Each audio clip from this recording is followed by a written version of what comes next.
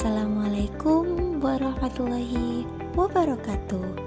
Halo adik-adik, kali ini kita akan belajar tentang perbandingan senilai. Di suatu hari, Anita pergi ke pasar untuk membeli sayuran. Ternyata harga 1 kilogram wortel di pasar tersebut adalah Rp8.000. Kalau Anita beli 2 kg wortel, maka Anita harus membayar sebanyak Rp16.000. Dan kalau Anita beli 3 kg wortel, maka uang yang harus dibayarkan adalah Rp24.000. Nah adik-adik, coba perhatikan, semakin banyak wortel yang dibeli Anita, maka semakin banyak uang yang harus dibayarkan. Dari cerita ini, ada hubungannya loh dengan perbandingan senilai. Tahukah kamu apa perbandingan senilai itu?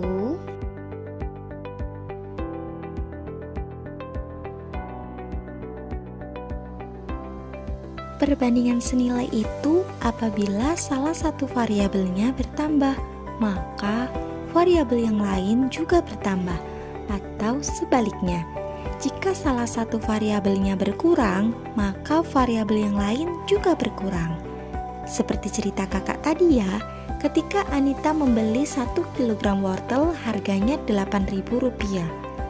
Kalau Anita beli 2 kg wortel, maka harganya menjadi Rp16.000. Bisa diperhatikan, semakin banyak wortel yang dibeli, maka harga yang harus Anita bayar juga semakin bertambah. Nah, itu konsep perbandingan senilai.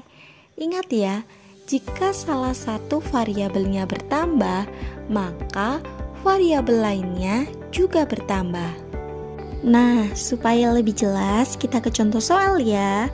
Perhatikan soal berikut ini. Rasya membeli 2 kg jeruk seharga Rp24.000. Berapakah uang yang harus dibayarkan jika Rasya ingin membeli 4 kg buah jeruk?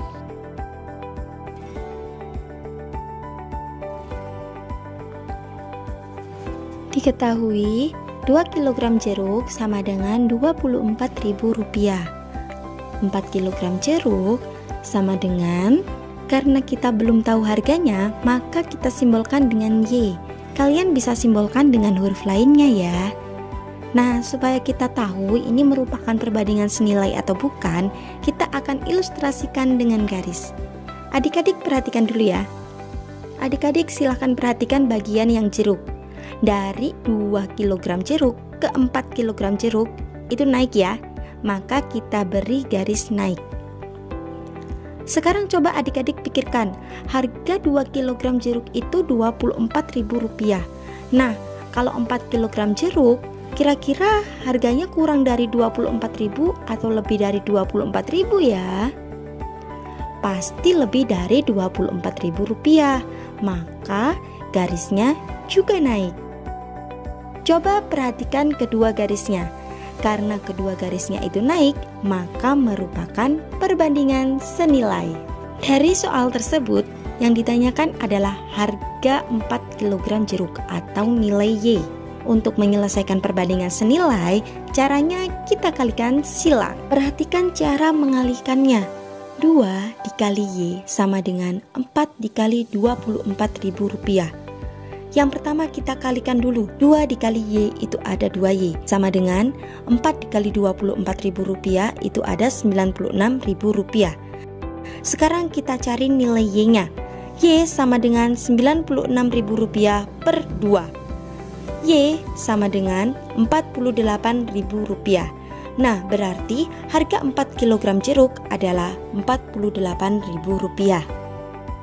Kita coba ke contoh soal berikutnya. Amir mengendarai mobil dapat menempuh jarak 120 km selama 90 menit. Berapa waktu yang diperlukan Amir untuk menempuh jarak 100 km? Nah, sekarang kita tuliskan dulu yang diketahui. 120 km ditempuh selama 90 menit. Kalau 100 km ditempuh berapa menit ya? Kita simbolkan saja dengan huruf Y. Sekarang kita buat garis ilustrasinya.